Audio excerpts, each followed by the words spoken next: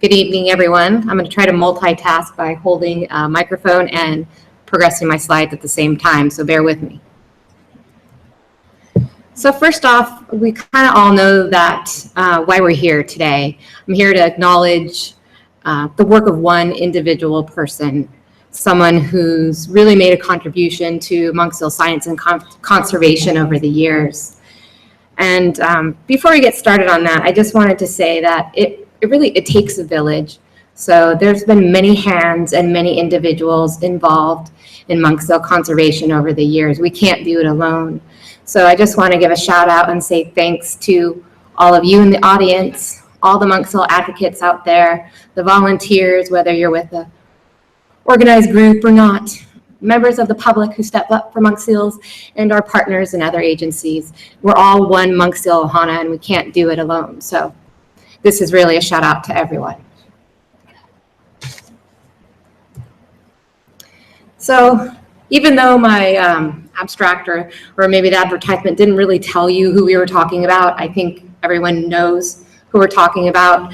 This is a man who has spent over 15 years of his life, his daily life, monitoring monk seals on Oahu. He has had, years of keen observations, kind of unfaltering dedication, and the knowledge he acquired from monitoring and watching these seals has really made a significant contribution to monk seal science and conservation on Oahu. And I have about 15 years of monk seal experience myself, but I'm paid. This is a man who did this all on his own time. And so let's go with the man, the myth, the legend, Daniel Boone Dunlap, DB, that seal guy, the seal whisperer. He had many names, but most people knew who he was. And names that, maybe aren't up here. So I just want to start with a little story. I first met DB back in 2004, and I was a seasonal field biologist here in Hawaii. I had been hired to go out and monitor the seals in the northwestern Hawaiian Islands. And I was in Honolulu training and prepping to go into the field when one of my local coworkers got a call. She was helping to man the monk seal hotline at the time, that there was a seal hauled out at Cockroach Bay or Cockroach Cove across from Sea Life Park. And we decided to go check it out. I'd never seen a monk seal in the main Hawaiian Islands. So we went out there, a younger biologist. And that's where I met a seal named R5AY and a dude named DB. And DB was there with his little photo album, and he told us all about R5AY and confirmed her identity and showed us photos about her. It was really cool, but I didn't really think anything of it at the time. Little did I know that many years later, I would get to know this man and this seal very well. And so there was just a group photo of us. But, this isn't about me. We're here to talk about DB and his story and his history with monk seals and the Monk Seal program. So his monk seal career all started with a seal at Sandy Beach back in the spring of 2001. So there he and Marilyn were at Sandy's, and there was this seal, which he ended up nicknaming LuSeal, hauled out at Sandy's, and no one around, really a volunteer network didn't exist at that time, and there was really no existing NOAA response team. Shoot, you were lucky if you could find the number to call to let someone know and get someone out there. And there really weren't a lot of seals in the main islands at that time. So somehow DB and Marilyn figured out who to call. They got a hold of some NOAA person, Margaret Dupree, who was the striving coordinator at the time. And she came out, and the three of them roped off LuSeal and tried to do what they could to protect her. And kind of this was the start of roping off and cordoning off seals in the main islands, and I guess the very beginning of our monk seal volunteer network. So after the early days, the first few days or so with LuSeal, we don't really have a lot of information from DB, at least in our database. So there's kind of a gap between 2001 and 2003, though we know he was out there checking out seals, monitoring seals. Somewhere in 2002, 2003, he'd been tracking a female, Irma, who most of us love and know, and keeping tabs on her. And then things changed dramatically in the spring, in actually May of 2003. And what happened here is DB had been tracking Irma. She was looking pretty rotund and robust. And he'd started to check out seals on Rabbit Island from different points along the Oahu coast. And one day he noticed a little black thing next to Irma, assuming it was a rock, but then the rock moved. And so then he realized we're dealing with a pup. And he actually documented the first known pup born on Rabbit Island that day. And so the Rabbit Island saga began. And this was the birth of Rip, which stands for Rabbit Island pup, if you didn't know. And that was Irma's pup. And that began the daily labor of love for DB. This really kind of catapulted him into a whole new level of monk seals. So after then, DB really started monitoring and watching seals on a daily basis on Rabbit Island from either Mackay Pier or different points along the coastline there. And he used a spotting scope to look at seals on Rabbit Island, documenting the individual seals, who he saw there, their behaviors, their comings and goings. I mean, he had these really amazing observational skills, and he really honed his craft over time.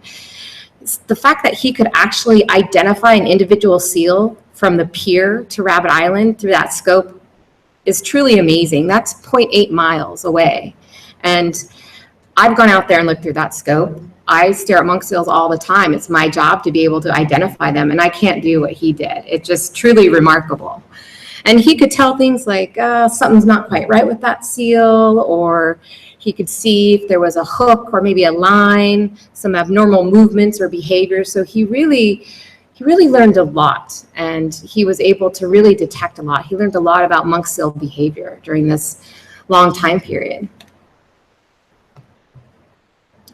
But DB just didn't sit at the pier and stare at Rabbit Island all day. Particularly in the early years, he would respond to seals all over Oahu. This was when we were still developing our volunteer networks and before the Billings. So DB really got around there. So while his home point or home area was really around Mackay Pier in the Rabbit Island area, he really got around. So he might be at Sandy Beach, then he might be at Diamond Head, then he might be at Sandy's or the North Shore, Turtle Bay, or Barbers Point, or Mokuleia, or the West Side, Canna Point, but always coming back to his home base of the Southeast Quadrant. And so that's really kind of DB's home. His backyard was what he called the Southeast Quadrant. So it really was the area of the island from Mackay Pier to Makapu'u, Kaupo Beach Park, around the Makapu'u Peninsula, to EDs and Irma's and Sandy Beach, the Lookouts, Lanai Lookout and Halona Blowhole, Toilet Bowl and Hanauma Bay, Spitting Caves, Kokei Flats, China Walls, all these little nooks and crannies he covered on a daily basis, and then inspired and recruited others to kind of help monitor seals in those locations as well. And, periodically he even ran down to Diamond Head or Waikiki if needed. But once we really got an established volunteer network and people who covered spots all over the island, he could really concentrate on this area in particular. So I've kind of given lip service to what DB did and how he did it, but now I wanted to kind of go over the data. So that's kind of my forte. I look at numbers and population statistics, and DB really contributed a lot to it, and it really has a significant impact. So over the 15 years, he is attributed to over 20 or about 20,000 monk seal sightings. So just to give you some perspective, that's about half of all the monk seal sightings we have for the island of Oahu for that same time period. So we're looking mainly at 2003 to 2017. And so that's really significant. And just so you know, when I'm talking about a monk seal sighting, we're talking about how we define it. It's a calendar day during which an individual seal is documented at a certain area. So if he saw 5 different seals on Rabbit Island, that's 5 different sightings. If he or someone else saw the same seal at the same location and it was reported 10 times, we just consider that one sighting. If the same seal moved to different locations in a day, then that's 2 sightings, 1 at each location. So that's kind of how we tabulate our sightings. So we try not to overlap and things like that. Now, most of the sightings were from Rabbit Island. So a good portion, over 14,000 sightings, are from Rabbit Island. And those are monk seal sightings we likely would not have if it wasn't for DB. We don't have any other monitoring effort at Rabbit Island, and because of him, we know that it's a really popular place for monk seals. Seals give birth there. They molt there. Unfortunately, some die there. They get hooked, they go there, they show up there. There's seals that only show up at Rabbit Island or maybe only showed up at Rabbit Island for a long time.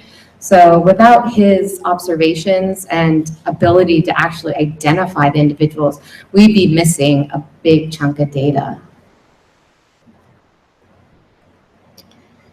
So over his time, DB personally observed and identified over 70 individual seals on Oahu. So that's a pretty big number, but DB actually knew all the seals on Oahu. Whether he saw them in person or not, he was pretty well versed in the population here. And people would often call him or send him photos to help identify the seals that they saw. And he knew seals from the other islands as well. So he really knew his stuff. Oh, I forgot to press the button. I didn't have room to fit 70 plus seals, but there's a host, there's a handful of his seals on there.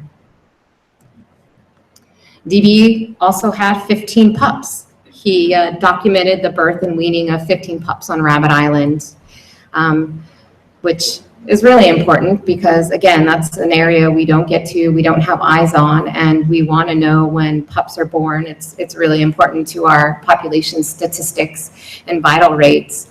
And he would monitor them through his spotting scope, let us know if there were any issues or troubles. At one point, one of the pups, I can't remember which one, but shortly after birth, its placenta had not detached, and which is supposed to happen naturally. And the pup was at the water line, and the placenta was essentially about to act like a sea anchor. So he alerted us that this was an issue, and we sent some folks out to kind of snip the umbilicus and set the pup free, and all was good. But had he not reported that, had we not known that would happen, that pup probably would not have survived, but definitely would not have survived. DB reported on what we call survival factors. So these are injuries, threats, dangers to monk seals, generally requiring some sort of intervention. So he first reported and detected over 30 survival factors. So things like hookings. He was able to tell that seals were likely hooked on Rabbit Island. He could either see the hook or the line or some sort of behavior that indicated something was up. He also detected a seal that has spear in its head. Just pierced the scalp, luckily, but I can remember the phone call now. He called me up and said, I don't know what I'm looking at, but it's Alkai, and she's got something on her head. It's a stick, it's something like a stick, I have no idea, but it's there and it's not going away, and she's moving. So sure enough, we got some people out there, and she had spear prong through her head, but it was easily removed, and she is doing great, still seeing it today, so yay for that. And then, sorry, it's a nasty picture, but, and he could see wounds and detect wounds, so this is actually an animal that was somewhat unknown to Oahu, kind of new, and showed up on Rabbit Island with a shark bite to her face, and he could tell there was something not quite right, and it looked really bad from the spotting scope. So we sent our vet and a couple folks out to check on the seal, and it was deemed she was already healing, going to do okay, but it was a good idea that we got eyes on it. And she's still around today. She's over somewhere on Maui. We call her Shark Bite Face.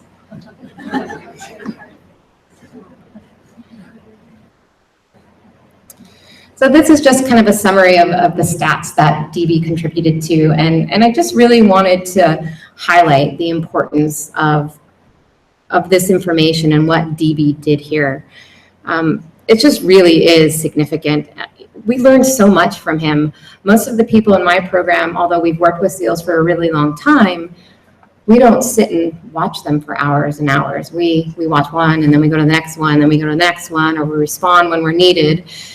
So we don't have a luxury of time. And DB really learned a lot about seal behavior, and he was able to relay that information to us. So he actually helped educate us, the science program, on seals based on what he observed. So there certainly would be seals we didn't know about without him. There could be seals that didn't survive because he wasn't there to report on them. So I mean, we're at a loss now without his efforts here. DB was recognized, often recognized throughout the years for his efforts with monk seals. So he would be interviewed on television. He would give interviews for documentaries about monk seals. There would be news articles on DB. The governor, Linda Lingle, even stopped by the pier and hung out with DB for a day. Lieutenant governor as well. So he was definitely recognized in different venues for his efforts and what he did. But DB didn't do it alone. Marilyn, his wife, and his partner in life in monk seals was heavily involved. And he educated and inspired, championed others to become monk seal advocates and volunteers. You know, he really became a fixture in the areas that he monitored, educating locals and visitors alike about monk seals when he was out on the beach.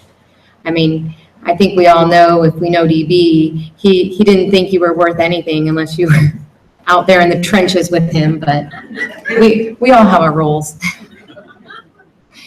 He even had his own posse.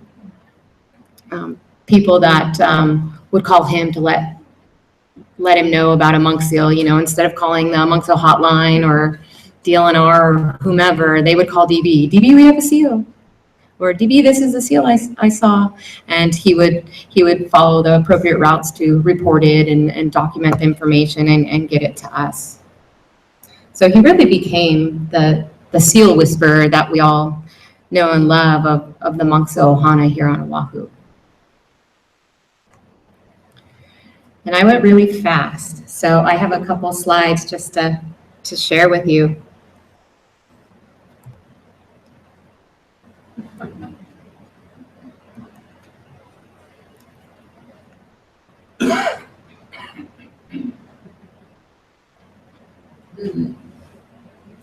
And I want to thank everyone who's helped contribute to some of the photos here.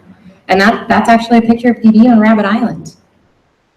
I can't remember when that's from, but yeah, he actually, in the early days, he would sometimes go out with us.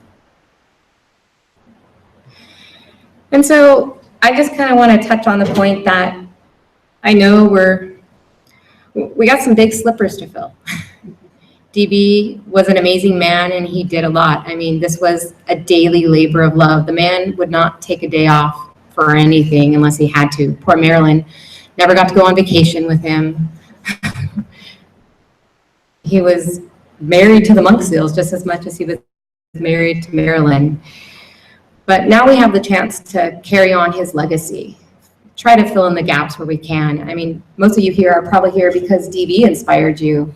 He educated and championed you to be a monk seal volunteer or a monk seal advocate.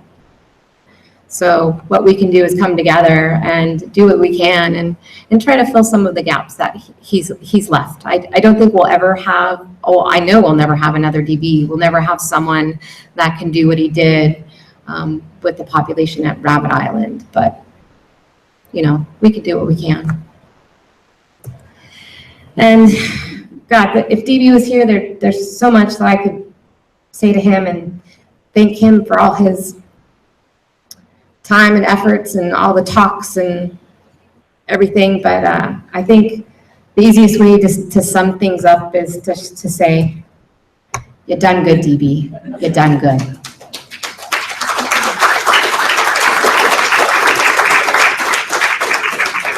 And I talked really fast, so Questions? we can talk more. Questions, comments?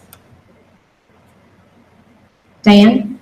Said something about DD kind of figuring out how to deal or how long. Actually, yes. Thanks for bringing that up. So DB, one of the places he would watch seals was Spitting Caves. So they would be diving over there, and he started recording how long they were under the water. And so he started documenting that and sending that in his daily reports to us. And so it was about average 6 to 7 minutes. And sure enough, once we started analyzing all of our tag data from instrumentations that we've put on seals that record dive time and duration and depth, it's exactly what DB recorded. About 6 to 7 minutes is the average dive time for monk seals, at least here in the main islands. Yes, Dina? He also is instrumental in letting us know when it's molt would happen. The seal would always be prepared. The seal would be getting ready to molt. He would say, hey, you better watch out. That was going to come up on the shore. It's going to molt. Yeah, DB was his own database. Yeah. That's what DB really said. Yes, yes. It wasn't Daniel Boone, it was database. So while he reported everything to us and we put stuff in our database, he also kept track of it all himself. He could, he knew the information on when seals were, gonna molt or when around they should be pupping, and, he'd confirm with us, but yep. He was spot on, and I always have to say he was spot on with his seal ID too. So whenever we did go out to Rabbit Island, he'd say, can you just confirm the seals for me, make sure I'm right? And he was never wrong. So I still don't know how he did it.